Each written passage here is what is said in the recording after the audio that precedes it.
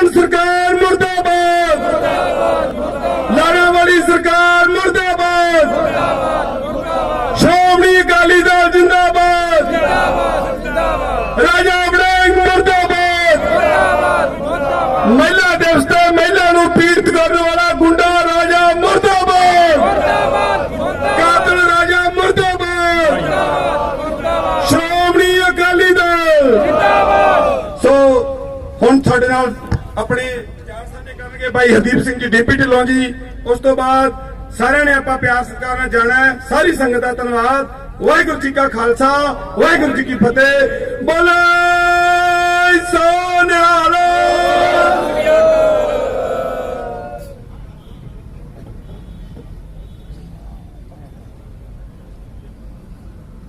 सब तो पहला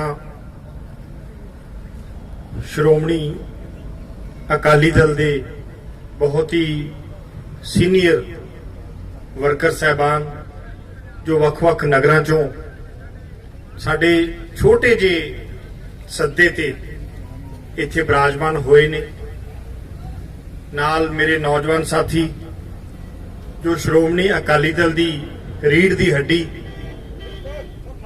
इत्थे अज शामिल होए ने, मेरे बजुर्ग सारिਆਂ ਨੂੰ सब तो पहला हथ बन के फतेह अर्ज करदा जी। वाहिगुरू जी का खालसा, वाहिगुरू जी की फतेह। वैसे तो मैथों पहला बोलदे सारिਆਂ ने बड़े विस्तार नाल हर गल दसी कि अपना यह अज धरना लाउण दा की मकसद आ, क्यों आपां यह धरना लाया। पिछे बोर्ड भी लग्या होया अपना रोस धरने का, मंगदा है पंजाब कैप्टन तो हिसाब कि जेड़ा अज तो 4 साल पहला कैप्टन साहब ने पंजाब दे नाल वादे कीते सी। देखो हर कोई पार्टी आपदा चोण मैनीफेस्टो दिंदी आ, हर कोई पार्टी वादे करदी आ, पर इस बार की होया एक विलखण तरीके का वादा होया। चोण मैनीफेस्टो बनाउण तो पहला हरेक पार्टी आपदे सारे नुमाइंदियां नाल, आपदे सीनियर वर्कर साहबानां नाल, आपदी कोर कमेटी नाल एक मीटिंग करदी आ कि आपां किहड़ी-किहड़ी गल करिए जिहड़ी ते आपां निभ सकीए। श्रोमणी अकाली दल ने पिछले 10 साल राज किया, जो जो वादे किए सारे दे सारे वो अखीर तक इलैक्शनां दे विच पूरे किए। तुसी सारे श्रोमणी अकाली दल दे वो जुझारू सिंह हो कि जिन्हां ने ये इलैक्शन ही बड़े इलैक्शन लड़े आ ते बड़ियां जित्तां प्राप्त कीतियां। चलो माड़ा चंगा समा आ जाता है कि अपना अपने कर्मा जी, मैं तो कहूंगा नहीं जित सी आप हार गए, पर कोई गल नहीं, तो कोई चीज गुझी नहीं। जो तुसी इलैक्शनां दे दौरान पिंडां दे विच काम करदे सी तो किसी ने यह सवाल नहीं अज तक ये पूछा होना कि तुसी तुहाडी पार्टी ने, तुहाडी पार्टी दे प्रधान साहब ने आ वादा किया सी इलैक्शनां तो पहला, तुसी क्यों नहीं पूरा किया। एक दी पहले बारी एक विलखण काम होया कि कैप्टन साहब ने एक रैली करके अपना बठिंडे की धरती ते और उस रैली दे विच गुटका साहब नूं हथ दे विच फड़ के श्री दमदमा साहब की धरती दे वनी करके सौ खाधी कि मैं आ सारे वादे पूरे करूंगा, ते फिर उस तो बाद उन्हां वादियां ते मुड़ के गल भी नहीं की। दुख इस गल का कैप्टन साहब ने उस पवित्र गुटका साहब की सौ ना खाधी हुंदी कोई गल नहीं सी, क्योंकि कांग्रेस पार्टी दे एक विरसे च इन्हां नूं इह चीज मिली हुई आ भी इन्हां ने झूठ ही मारने आ। अज तक भी यही करते रहे आ, झूठ, फरेब ते गदारी। ਤੇ ਇਹ ਦੁੱਖ ਆਪਾਂ ਨੂੰ ਅੱਧਾ ਰਹਿ ਜਾਣਾ ਸੀ। ਪਰ ਜਦੋਂ ਤੁਸੀਂ ਪਰਮਾਤਮਾ ਦਾ ਜਿਹੜਾ ਆਪਣਾ ਇਸ਼ਟ ਆ, ਆਪਣਾ ਧਰਮ ਆ, ਉਹਦੀ ਸਹੁੰ ਖਾ ਕੇ ਤੁਸੀਂ ਕੋਈ ਵਾਅਦਾ ਕਰਦੇ ਹੋ ਤਾਂ ਲੋਕਾਂ ਦੇ ਜ਼ਿਹਨ ਦੇ ਵਿੱਚ ਉਹ ਗੱਲ ਉਤਰ ਜਾਂਦੀ ਆ ਕਿ ਵਾਕਈ ਕੈਪਟਨ ਸਾਹਿਬ ਵਰਗਾ ਐਡੇ ਕੱਦਾਵਾਰ ਬੰਦਾ ਐਡੀ ਵੱਡੀ ਗੱਲ ਕਹਿ ਰਿਹਾ ਸਟੇਜ ਤੋਂ ਖੜ ਕੇ 50-60 ਹਜ਼ਾਰ ਆਪਣਾ ਬੰਦੇ ਦੀ ਹਾਜ਼ਰੀ ਦੇ ਵਿੱਚ, ਤੇ ਇਹ ਗੱਲ ਇਹ ਜ਼ਰੂਰ ਪੂਰੀ ਕਰੂਗਾ। ਤੇ ਉਸ ਗੱਲ ਤੇ ਵਿਸ਼ਵਾਸ ਕਰਕੇ ਲੋਕਾਂ ਨੇ ਕੈਪਟਨ ਸਾਹਿਬ ਨੂੰ ਵੋਟਾਂ ਪਾਤੀਆਂ। ਲੋਕਾਂ ਨੇ ਕਾਂਗਰਸ ਨੂੰ ਵੋਟ ਨਹੀਂ ਪਾਈ ਸੀ। ਇੱਕ ਗੱਲ ਮੇਰੀ ਹੋਰ ਯਾਦ ਕਰ ਲਿਓ, ਕੈਪਟਨ ਸਾਹਿਬ ਦੀ ਇਸ ਜ਼ੁਬਾਨ ਤੇ ਵੋਟ ਪਾਈ ਸੀ ਤੇ ਉਹਨਾਂ ਦੀ ਸਰਕਾਰ ਬਣਾਤੀ। ਤੇ ਉਸ ਤੋਂ ਬਾਅਦ ਉਹੀ ਕਾਂਗਰਸ ਦਾ ਕਲਚਰ, ਉਹੀ ਰਾਜੇ ਮਹਾਰਾਜਿਆਂ ਵਾਲਾ ਕਲਚਰ, ਤੂੰ ਕੌਣ ਤੇ ਮੈਂ ਕੌਣ। ਇੱਕ ਵਾਰ ਸ਼੍ਰੀ ਗੁਰੂ ਗੋਬਿੰਦ ਸਿੰਘ ਜੀ ਦਸਵੇਂ ਪਿਤਾ, ਉਹਨਾਂ ਨੇ ਦਰਬਾਰ ਲਾਇਆ ਹੋਇਆ ਸੀ ਬੈਠੇ। ਉਹਨਾਂ ਨੇ ਐਵੇਂ ਜਿਵੇਂ ਸੰਗਤ ਦੇ ਵਿੱਚ ਸਵਾਲ ਕੀਤਾ ਕਿ ਮੈਨੂੰ ਇੱਕ ਚੀਜ਼ ਦੱਸੋ, ਸਭ ਤੋਂ ਵਧੀਆ ਬੰਦਾ ਤੇ ਸਭ ਤੋਂ ਵਧੀਆ ਔਰਤ ਕਿਹੜੀ ਹੁੰਦੀ। ਉੱਥੇ ਜਿੰਨੇ ਲੋਕ, ਜਿੰਨੇ ਸੱਜਣ ਬੈਠੇ ਸੀ, ਆਪੋ ਆਪਣੀ ਵਿਆਖਿਆ ਦੇਣ ਲੱਗ ਪਏ। ਕੋਈ ਆਖੇ ਜੀ ਜਿਹੜੀ ਔਰਤ ਬਾਰੇ ਕਿ ਇਸ ਤਰ੍ਹਾਂ ਦੀ ਔਰਤ ਬੜੀ ਵਧੀਆ ਹੁੰਦੀ ਆ, ਸੋਹਣੀ ਹੁੰਦੀ ਆ, ਕੋਈ ਕੁਛ ਕੋਈ ਕਿਸੇ ਦੀ ਅੱਖ ਬਾਰੇ ਦੱਸੇ, ਕੋਈ ਕੁਛ ਦੱਸੇ। ਇਵੇਂ ਜਿਵੇਂ ਬੰਦਾ ਆਪਣੇ ਬੰਦਿਆਂ ਦੀ ਜਦੋਂ ਗੱਲ ਚੱਲੀ, ਬੰਦਿਆਂ ਬਾਰੇ ਲੋਕ ਦੱਸਣ ਲੱਗ ਪਏ ਵੀ ਜਿਹਦੀਆਂ ਮੁੱਛਾਂ ਮਾਛਾਂ ਖੜੀਆਂ ਹੋਣ, 6 ਫੁੱਟ ਕੱਦ ਹੋਵੇ, ਚੰਗੇ ਖੋਸੇ ਖਾਸੇ ਪਾਏ ਹੋਣ, ਹੱਥ ਡਾਂਗ ਫੜੀ ਹੋਵੇ, ਉਹ ਬੰਦਾ ਵਧੀਆ ਹੁੰਦਾ। ਪਰ ਮੇਰੇ ਪਾਤਸ਼ਾਹ ਕਹਿੰਦੇ ਸਭ ਤੋਂ ਵਧੀਆ ਔਰਤ ਉਹ ਹੁੰਦੀ ਆ ਜਿਹਦੀ ਅੱਖ ਦੇ ਵਿੱਚ ਸ਼ਰਮ ਹੋਵੇ, ਉਹਨੂੰ ਸਭ ਤੋਂ ਵਧੀਆ ਔਰਤ ਮੰਨਿਆ ਜਾਂਦਾ। ਤੇ ਸਭ ਤੋਂ ਵਧੀਆ ਇਨਸਾਨ, ਬੰਦਾ ਉਹ ਹੁੰਦਾ ਜਿਹੜਾ ਆਪਦੀ ਜ਼ੁਬਾਨ ਦਾ ਪੱਕਾ ਹੋਵੇ। ਤੇ ਇਹਨਾਂ ਦੇ ਵਿੱਚ ਦੋਨੇ ਹੀ ਹੈ ਨਹੀਂ, ਨਾ ਤਾਂ ਬੰਦੇ ਦੇ ਤੇ ਨਾ ਬੁੜੀ ਦੇ। ਸੋ ਵੀਰੋ, ਕਹਿਣ ਦਾ ਭਾਵ ਇਹ ਆ ਕਿ ਇਹਨਾਂ ਦੇ ਝੂਠਾਂ ਤੇ ਇਹਨਾਂ ਦੇ ਵੱਡੇ ਵੱਡੇ ਲਿਫਾਫਿਆਂ ਤੇ ਆਪਾਂ ਫੇਰ ਵਾਰੀ-ਵਾਰੀ ਭੇਜ ਜਾਂਦੇ ਆ ਵੀ ਖਣੀ ਐਕਟ ਹੀ ਕੁਛ ਕਰ ਦੇਣਗੇ। ਪਰ ਮੈਂ ਤੁਹਾਨੂੰ ਇੱਕ ਗੱਲ ਬੜੀ ਦਾਅਵੇ ਨਾਲ ਕਹਿ ਦਿੰਦਾ, ਇੱਕ ਗੱਲ ਬੜੀ ਠੋਕ ਕੇ ਇਹ ਗੱਲ ਕਹਿ ਦਿੰਦਾ ਕਿ 4 ਸਾਲ ਆਪਾਂ ਇਹਨਾਂ ਦੇ ਲਾਰਿਆਂ 'ਚ ਕੱਢ ਲਏ ਤੇ ਆਹ ਸਾਲ ਵੀ ਐਂ ਟਪੂਗਾ। ਜੋ ਬਜਟ ਬਣਾਇਆ ਮੈਂ ਦੇਖੀ ਜਾਂਦਾ ਸੀ, ਨਿਰਾ ਝੂਠ ਦਾ ਪਲੰਦਾ ਬਣਾ ਕੇ ਰੱਖਤਾ। ਇਹਦੇ ਚੋਂ ਇੱਕ ਵੀ ਗੱਲ ਇਹਨਾਂ ਦੀ ਸਿਰੇ ਨਹੀਂ ਚੜ੍ਹਨੀ। ਥੋੜਾ ਮੈਂ ਨਾਲ ਦੇਖੀ ਜਾਂਦਾ ਸੀ। ਅੱਜ ਤੱਕ ਆਪਣਾ ਜਿੰਨਾ A to Z ਵਿਕਾਸ ਹੋਇਆ, ਆਪਣੇ ਹਲਕੇ ਦੀ ਨਹੀਂ ਮੈਂ ਗੱਲ ਕਰਦਾ, ਤੁਸੀਂ ਪੂਰੇ ਡਿਸਟ੍ਰਿਕਟ ਮੁਕਤਸਰ ਦੀ ਗੱਲ ਕਰ ਲਓ। ਖਾਸ ਕਰਕੇ ਮੈਂ ਤੁਹਾਡੇ ਸਭ ਦੇ ਵਿੱਚ ਓਪਨਲੀ ਇਹ ਗੱਲ ਖੜਾ ਹੋ ਕੇ ਕਹਿ ਸਕਦਾ ਕਿ ਵੀਰੋ, ਆਪਣੀ ਬਹੁਤ ਵੱਡੀ ਇੱਕ ਭੁੱਲ ਆ ਹੈ। ਔਰ ਖਾਸ ਕਰਕੇ ਮੈਂ ਤੁਹਾਨੂੰ ਨਹੀਂ ਇਹ ਗੱਲ ਕਹਿ ਰਿਹਾ, ਤੁਸੀਂ ਨਾ ਇਹ ਗੱਲ ਸੋਚਿਆ ਵੀ ਮੈਂ ਤੁਹਾਨੂੰ ਕਹਿ ਰਿਹਾ, ਤੁਹਾਡੇ ਜ਼ਰੀਏ ਇਹ ਗੱਲ ਮੈਂ ਮੇਰੇ ਕਾਂਗਰਸ ਵਾਲੇ ਜਿਹੜੇ ਭਰਾ ਨਾ ਉਹਨਾਂ ਨੂੰ ਇਹ ਗੱਲ ਕਹਿ ਰਿਹਾ, ਉਹਨਾਂ ਨੂੰ ਮੈਂ ਅਲਰਟ ਕਰ ਰਿਹਾ, ਚੌਕਸ ਕਰ ਰਿਹਾ ਕਿ ਆਪਣੇ ਵੱਲੋਂ ਚਾਹੇ ਰਾਜਾ ਚਾਹੇ ਕੋਈ ਹੋਰ, ਮੈਂ ਰਾਜੇ ਅਮਰਿੰਦਰ ਸਿੰਘ ਦੀ ਗੱਲ ਕਰਦਾ, ਕੈਪਟਨ ਸਾਹਿਬ ਦੀ, ਚਾਹੇ ਕੋਈ ਹੋਰ ਕਿਸੇ ਵੀ ਡਿਸਟ੍ਰਿਕਟ ਚੋਂ ਕਿਸੇ ਵੀ ਹਲਕੇ ਚੋਂ ਮੁੱਖ ਮੰਤਰੀ ਬਣ ਜੇ, ਪਰ ਅਗਰ ਸਰਦਾਰ ਪ੍ਰਕਾਸ਼ ਸਿੰਘ ਬਾਦਲ ਆਪਣੇ ਹਲਕੇ ਵੰਨੀ ਡਿਸਟ੍ਰਿਕਟ ਮੁਕਤਸਰ ਵੰਨੀ ਪਿੱਠ ਕਰਕੇ ਵੀ ਖੜ ਜਾਣਾ, ਮੂੰਹ ਵੀ ਨਾ ਕਰਨ, ਤਾਂ ਵੀ ਆਪਾਂ ਨੂੰ ਬਹੁਤ ਕੁਝ ਦੇ ਜਾਣ। ਸੋ ਇਹ ਬੱਜਰ ਗਲਤੀ ਜ਼ਿੰਦਗੀ 'ਚ ਕਦੇ ਨਾ ਕਰਿਓ। ਇਹੋ ਜਿਹਾ ਆਪਾਂ ਨੂੰ ਲਾਲ ਮਿਲਿਆ ਹੋਇਆ, ਲਾਲ ਸਮਝਦੇ ਹੋ ਨਾ, ਪਾਰਸ ਦੀ ਵੱਟੀ ਹੁੰਦੀ ਹੈ ਜਿਹੜੀ ਵੀ ਜਿਹਦੇ ਨਾਲ ਲਾ ਦਈਏ ਉਹੀ ਸਿਉਣਾ ਬਣ ਜਾਂਦਾ। ਤੇ ਵੀਰੋ ਇਹਨੂੰ ਲੱਤਾਂ ਨਾ ਮਾਰੋ। ਉਸ ਪ੍ਰਮਾਤਮਾ ਨੇ ਆਪਾਂ ਨੂੰ ਇਹ ਪਾਰਸ ਦੀ ਵੱਟੀ ਦਿੱਤੀ ਵੀ ਆ, ਤੇ ਆਪਾਂ ਕੀ ਦਿਮਾਗ ਦੇ ਵਿੱਚ ਸੋਚਿਆ ਵਿਆ ਵੀ ਆਪਦੇ ਘਰ ਵਾਲੀ ਤਾਂ ਆਪਣੇ ਕੋਲੇ ਘਰੇ ਹੈਗੀ ਆ, ਵੀ ਹੋਵੇ ਨਾ ਤਾਂ ਆਪਾਂ ਉਹ ਤੋਂ ਪਟਿਆਲਿਓਂ ਕੋਈ ਚੀਜ਼ ਚੱਕ ਕੇ ਲੈ ਆਈਏ। ਉਹ ਦੂਜਾ ਤੁਹਾਨੂੰ ਕਦੋਂ ਚੱਕਣ ਦਿੰਦਾ? ਉਹ ਤਾਂ ਉਹਨਾਂ ਨੂੰ ਨਹੀਂ ਦਿੰਦਾ ਜਿਹੜੇ ਪਟਿਆਲੇ ਬੈਠੇ, ਤੁਹਾਨੂੰ ਕਿੱਥੋਂ ਦੇ ਦੂਗਾ? ਉਹ ਰੋਈ ਜਾਂਦੇ ਆ ਪਟਿਆਲੇ ਵਾਲੇ ਸਾਰੇ। ਸੋ ਮੇਰੀ ਤੁਹਾਡੇ ਤੋਂ ਇਲਾਵਾ ਜਿਹੜੇ ਤੁਸੀਂ ਇੱਥੇ ਆਏ ਹੋ ਨਾ, ਬੜੇ ਤੁਸੀਂ ਕੱਟੜ ਹੋ। ਮੈਨੂੰ ਲੱਗਦਾ ਕਈ ਆਪਣੀਆਂ ਪੀੜ੍ਹੀਆਂ ਹੋ ਗਈਆਂ ਜਿਹੜੀਆਂ ਅਕਾਲੀ ਦਲ ਦੇ ਨਾਲ ਹੀ ਖੜੀਆਂ ਤੇ ਅਕਾਲੀ ਦਲ ਨੂੰ ਵੋਟਾਂ ਪਾਉਂਦੀਆਂ। ਬਥੇਰਾ ਮਾੜਾ ਚੰਗਾ ਟਾਈਮ ਆਇਆ, ਪਰ ਆਪਾਂ ਉਵੇਂ ਜਿਵੇਂ ਅਡੋਲ ਖੜੇ ਆ। ਪਰ ਮੈਂ ਬੇਨਤੀ ਕਰਦਾ ਮੇਰੇ ਕਾਂਗਰਸ ਵਾਲੇ ਭਰਾਵਾਂ, ਬਹੁਤ ਹੋ ਗਿਆ।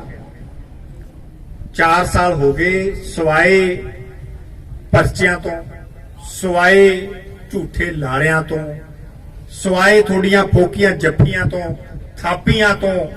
ਮੈਨੂੰ ਇੱਕ ਚੀਜ਼ ਦੱਸ ਦਿਓ, ਤੁਹਾਨੂੰ ਕੀ ਦਿੱਤਾ? ਜਿੰਨੇ ਵਾਅਦੇ ਕੀਤੇ ਸੀ ਮੇਰੇ ਕੋਲੇ ਆ ਪੂਰੀ ਲਿਸਟ ਪਈ ਆ। ਜੇ ਮੈਂ ਬੋਲਣ ਲੱਗ ਜਾ ਤੁਹਾਤੋਂ ਕੁਝ ਨਹੀਂ ਗੁੱਝਾ। ਇੱਕ ਵੀ ਚੀਜ਼ ਇਹਨਾਂ ਨੇ ਨਹੀਂ ਪੂਰੀ ਕੀਤੀ। ਬਿਜਲੀ ਦੇ ਰੇਟਾਂ ਤੋਂ ਲੈ ਕੇ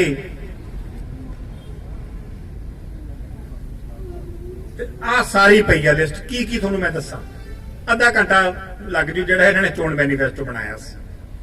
ਕਿਸੇ ਗਰੀਬ ਦੇ, ਕਿਸੇ ਜ਼ਿਮੀਂਦਾਰ ਨੂੰ ਮੈਨੂੰ ਐਂ ਦੱਸ ਦਿਓ ਵੀ ਕਿਹੜੀ ਇਹਨਾਂ ਨੇ ਨਿਆਰੀ ਚੀਜ਼ ਦੇ ਦਿੱਤੀ। ਨਿਆਰੀ ਦੱਸ ਦਿਓ ਮੈਨੂੰ। ਜਿਹੜੇ ਆਪਣੇ ਸਿਸਟਮ ਤੁਰੇ ਆਉਂਦੇ ਸੀ ਉਹ ਵੀ ਹਜੇ ਤੱਕ ਨਹੀਂ ਇਹਨਾਂ ਨੇ ਪੂਰੇ ਕੀਤੇ।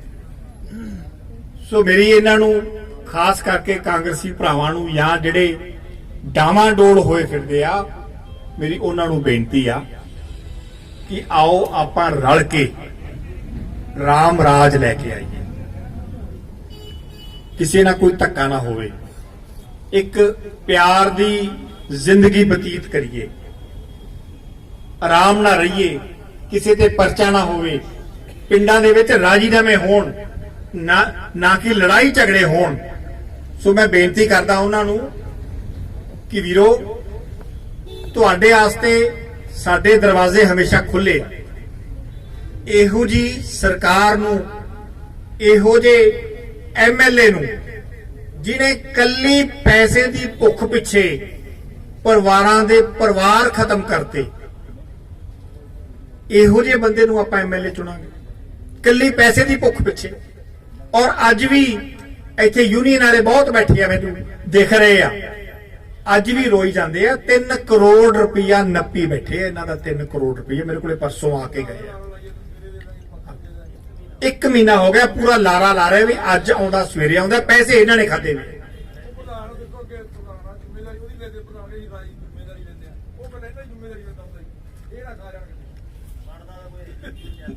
ਜ਼ਿੰਮੇਵਾਰੀਆਂ ਸਾਰੀਆਂ ਆਪਣਾ ਚੱਕੀ ਜਾਂਦੇ ਆ, ਪਰ ਪੈਸਾ ਕੋਈ ਨਹੀਂ ਦਿੰਦਾ।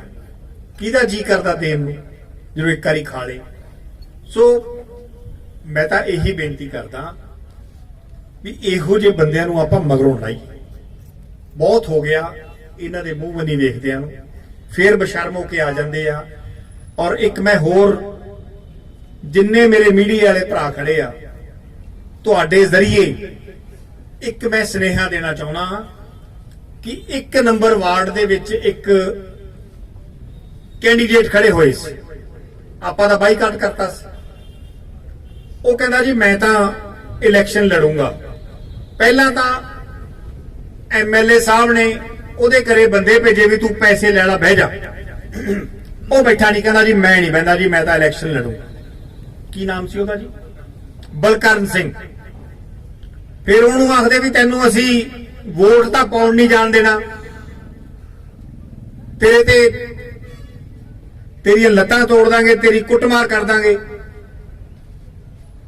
ਇਹ ਤੁਹਾਨੂੰ ਗੱਲ ਤਾਂ ਦੱਸ ਰਿਹਾ ਵੀ ਆਪਦੇ ਆਪ ਨੂੰ ਬੜਾ ਸ਼ਰੀਫ ਸਮਝਦਾ ਵੀ ਮੈਂ ਤਾਂ ਜੀ ਕੋਈ 19-21 ਗੱਲ ਨਹੀਂ ਕਰਦਾ। ਉਹ ਕਹਿੰਦਾ ਕੋਈ ਗੱਲ ਨਹੀਂ, ਜੇ ਆਏ ਤਾਂ ਫਿਰ ਆਏ ਸੀ। ਤੇ ਉਹੀ ਗੱਲ ਕੀਤੀ ਜੀ। ਰਾਤ ਨੂੰ 1 ਵਜੇ ਉਹਨਾਂ ਦੇ ਘਰੇ ਅਟੈਕ ਕਰਤਾ। ਆ ਨਾਲ ਮਾਰਕਫੈਟ ਦੇ ਰਹਿੰਦੇ ਆ, ਉਹਦੀ ਵੀਡੀਓ ਵੀ ਵਾਇਰਲ ਹੋ ਚੁੱਕੀ ਆ। ਉਹਦੇ ਚਾਚੇ ਦਾ ਸਿਰ ਪਾੜਤਾ, ਸਾਰੇ ਘਰ ਦਾ ਸਮਾਨ ਭੰਨਤਾ।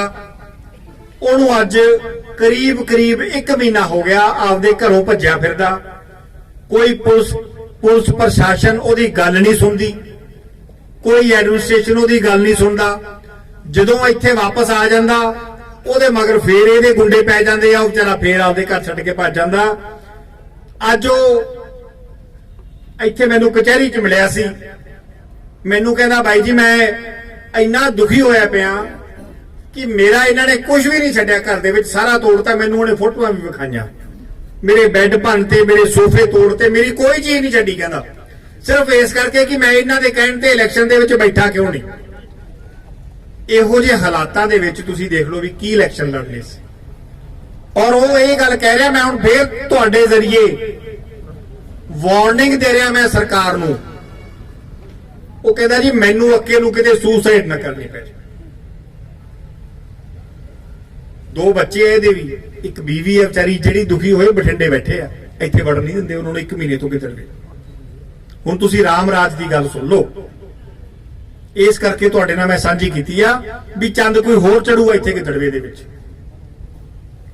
ਸੋ ਵੀਰੋ ਇਹੋ ਜਿਹੇ ਬੰਦਿਆਂ ਤੋਂ ਕਿਨਾਰਾ ਕਰੋ। ਇਹੋ ਜਿਹੇ ਬੰਦਿਆਂ ਦਾ ਜਿਨ੍ਹਾਂ ਨੇ ਸਿਰਫ ਪੈਸੇ ਨੂੰ ਆਪਾਂ ਇੱਕ ਤਰ੍ਹਾਂ ਦਾ ਮੁੱਖ ਰੱਖ ਕੇ ਚੱਲੇ ਹੋਏ ਆ, ਇਹਨਾਂ ਨੂੰ ਤੁਸੀਂ ਕਿੱਥੇ ਪੂਰਿਆ ਜੀ। ਇਹਨਾਂ ਨੂੰ ਇੱਕੋ ਹੀ ਤਰੀਕਾ ਕਿ ਤੁਹਾਡੇ ਕੋਲੇ ਜਿਹੜੀ ਸ਼ਕਤੀ ਆ ਨਾ, ਇਹ 1 ਸੈਕਿੰਡ ਦੇ ਵਿੱਚ ਤੁਸੀਂ ਇਸ ਗੱਦੀ ਤੇ ਜਿਹਨੂੰ ਚਾਹੋ ਉਸ ਨੂੰ ਬਿਠਾ ਸਕਦੇ ਹੋ। ਤੇ ਜਦੋਂ ਤੁਸੀਂ ਆਪਦੀ ਆਈ ਤੇ ਆ ਜਾਓ ਤੇ ਲਾਉਣ ਤੇ ਵੀ 1 ਮਿੰਟ ਹੀ ਲੱਗਦਾ। ਤੁਹਾਡੇ ਹੱਥ ਦੇ ਵਿੱਚ ਇੰਨੀ ਪਾਵਰ ਆ, ਪਰ ਤੁਹਾਡੇ ਚਰਨਾਂ ਦੇ ਵਿੱਚ ਮੇਰੀ ਬੇਨਤੀ ਆ, ਇਸ ਪਾਵਰ ਨੂੰ ਸਹੀ ਢੰਗ ਨਾਲ ਵਰਤੋ। ਜੇ ਕਿਤੇ ਕ੍ਰਾਸ ਕਨੈਕਸ਼ਨ ਹੋ ਗਿਆ ਤਾਂ ਫਿਰ 5 ਸਾਲ ਕਰੰਟ ਵੱਜ ਜਾਊਗਾ, ਜਿਵੇਂ ਹੁਣ ਵੱਜੀ ਜਾਂਦਾ, ਜੇ ਤਾਰਾਂ ਗਲਤ ਜੁੜ ਗਈਆਂ। ਸੋ ਮੈਂ ਤਾਂ ਤੁਹਾਨੂੰ ਇਹ ਬੇਨਤੀ ਕਰਦਾ ਕਿ ਅੱਗੇ ਤੋਂ ਸੋਚ ਸਮਝ ਕੇ ਇਕੱਤਰ ਹੋ ਕੇ ਆਪਾਂ ਵੋਟ ਪਾਉਣੀ ਆ, ਤਾਂ ਕਿ ਕੋਈ ਦੁਬਾਰਾ ਆਪਾਂ ਗਲਤ ਬੰਦਾ ਨਾ ਇਸਤੇਮਾਲ ਕਰ ਲਈਏ, ਉਹਨੂੰ ਫੇਰ ਨਾ ਲੈ ਆਈਏ ਅੱਗੇ।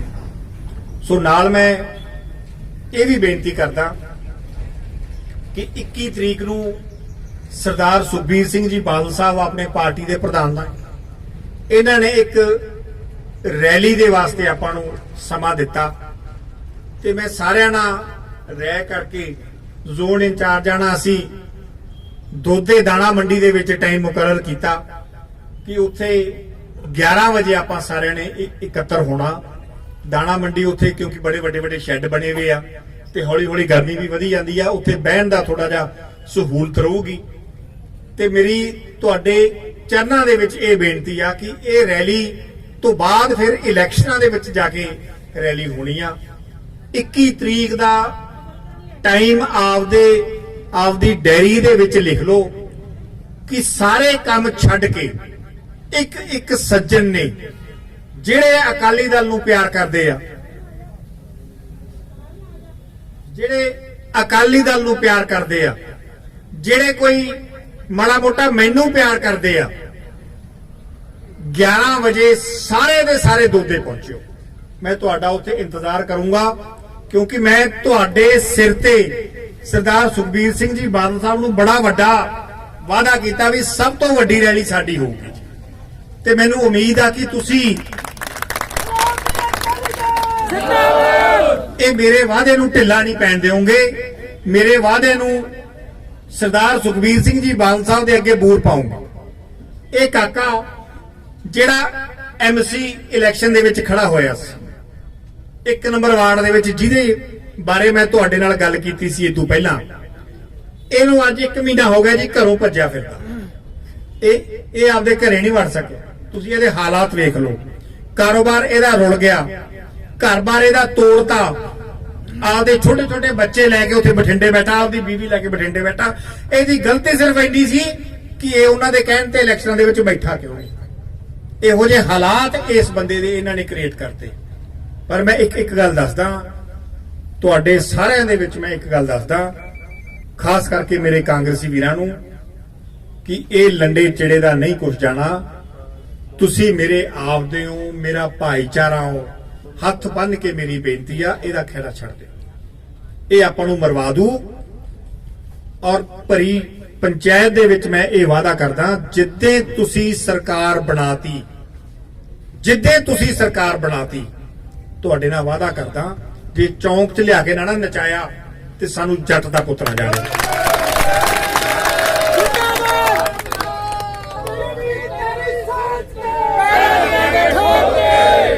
ਔਰ ਤੁਹਾਨੂੰ ਪਤਾ ਕਿ ਜੋ ਆਪਾਂ ਵਾਅਦਾ ਕਰ ਲਈ ਆਪਾਂ ਕਦੇ ਪਿੱਛੇ ਨਹੀਂ ਹਟੇ ਉਸ ਗੱਲ ਤੋਂ।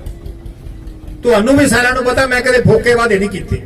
ਔਰ ਤੁਹਾਨੂੰ ਕਰਕੇ ਵਿਖਾਵਾਂਗੇ ਵੀ ਐਂ ਵੀ ਐਮਐਲਏ ਨਾ ਹੋ ਜਾਂਦੀ ਹੁੰਦੀ ਹੈ। ਸੋ ਤੁਹਾਡਾ ਸਾਰਿਆਂ ਦਾ ਆਪਦੇ ਦਿਲ ਦੀਆਂ ਗਹਿਰਾਈਆਂ ਚੋਂ ਕੋਟਨ ਕੋਟ ਧੰਨਵਾਦ ਕਰਦਾ ਕਿ ਤੁਸੀਂ ਸਾਰਿਆਂ ਨੇ ਬਹੁਤ ਕੀਮਤੀ ਸਮੇਂ ਚੋਂ ਸਮਾਂ ਕੱਢ ਕੇ, ਸਾਡੇ ਪ੍ਰਬੰਧ ਥੋੜੇ ਜਿਹੇ ਛੋਟੇ ਪੈ ਗਏ, ਗਰਮੀ ਦੇ ਵਿੱਚ ਵੀ ਤੁਹਾਨੂੰ ਕੱਢਣਾ ਪਿਆ, ਤੁਸੀਂ ਆਏ। ਸਾਰਿਆਂ ਦਾ ਬਹੁਤ ਬਹੁਤ ਧੰਨਵਾਦ। ਵਾਹਿਗੁਰੂ ਜੀ ਕਾ ਖਾਲਸਾ, ਵਾਹਿਗੁਰੂ ਜੀ ਕੀ